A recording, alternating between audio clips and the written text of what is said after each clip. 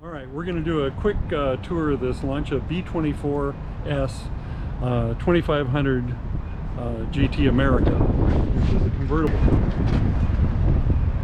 These have a Pininfarina body, and they use a 2.4 liter V6 hemispherical head motor with aluminum intake manifold, valve cover, heads, block, and pan.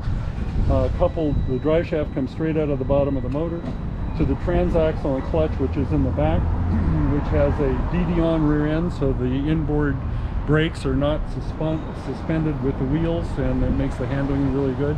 But we'll go over and look at the engine compartment first.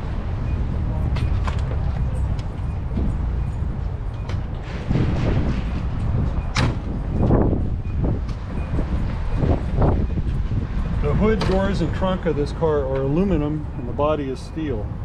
You bring it up and click it once, that holds the hood up. It's got some really interesting features. The radiator thermostat is controlled by this, which warms up, and as it warms up, this pushes out, opens the Venetian blinds to the radiator. This is the master cylinder for the clutch and the brake, and it keeps constant pressure on it. So one person can bleed the clutch or the brakes on this car without any help. This particular one has the original Morelli regulator, which is extremely unusual for a car of this age. They usually have been replaced. These pump the front suspension and lubricate the front suspension. This is the shutoff for the heater. If you were going to use it in the summer, you didn't want the heater core to be warm in the car. This one is a single carburetor, Weber carburetor car. They have 115 horsepower. They have some interesting things like sodium cooled valves, which you often saw in racing cars of that period. And these cars did extremely well in racing, where handling was the main issue. In 1952 in the Mille Miglia, it rained, and a Lancia B24, or actually a B20 coupe, Aurelia, finished second overall, ahead of everything else except for one 4.1 liter factory Ferrari. We'll look at the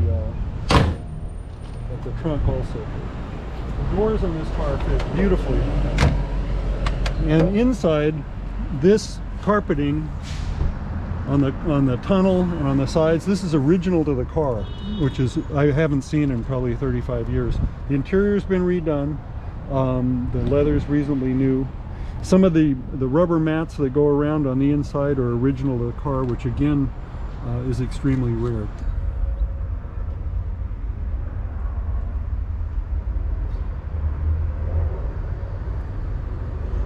Some other interesting items on this car are, this can be loosened and the steering column can move in and out to accommodate a driver's knees where you want a placement of the steering wheel, which not all the cars in the 50s had.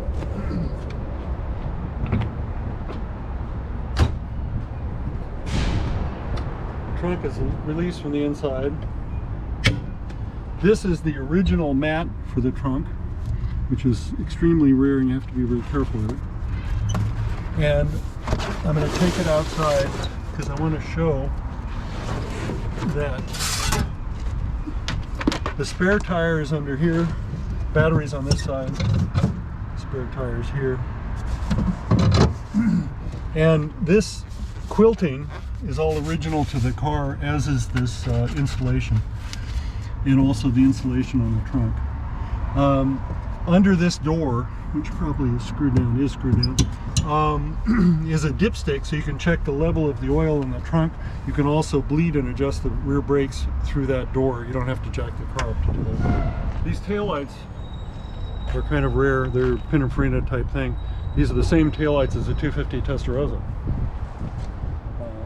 It looks very much like an Alfa of the period because Pininfarina designed both cars.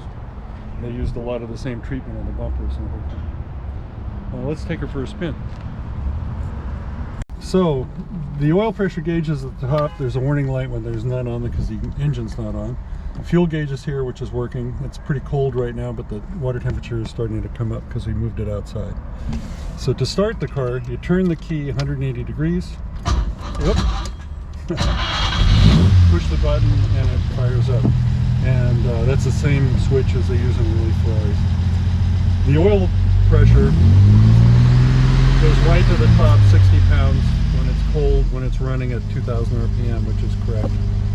Horn works. This is the turn indicator switch, which sets an arrow going in here. And the key is that it stays to the left. I've seen these as they get old where you have to continuously hold pressure there, but this one does stay. This lights up at night, which is really cool. These are non-synchro low gear, and you don't need to give it a lot of gas to get it going. So we're pulling it away at under 1,000 RPM.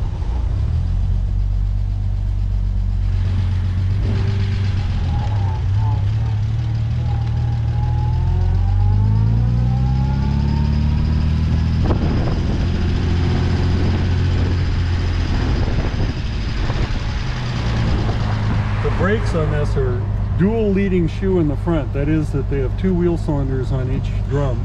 So you have the brakes pushing out concentrically. And they also are big Alfin drums that have air scoops going into them so that they stay cool.